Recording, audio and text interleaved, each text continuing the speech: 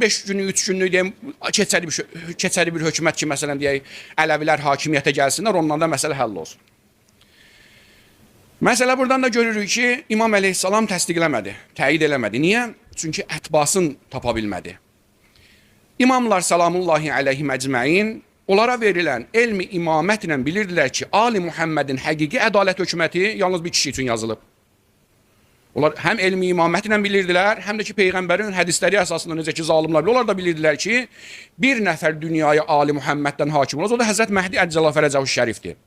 Ona görə də öncəki imamlar hamısı sanki öz boynuna düşən vəzifələri icra eləyiblər ki, İmam Zaman Əleyhissalam, İmam Mehdi Əccələ Fərəcəhu Şərifin neynəsinlər? Hökuməti üçün zəminə yaratsınlar. Nəinki öz keçəri hökuməti üçün yox. Ona görə də məsələn deyək, İmam Rıza Əleyhissalam demək olar ki, hakimiyyət verilirdi. Bilirsiniz, məmun qılıncı çəkilir ki, ya xilafəti qəbul edəcəksən, ya vəliəhdi, ikisindən birini götürəcəksən.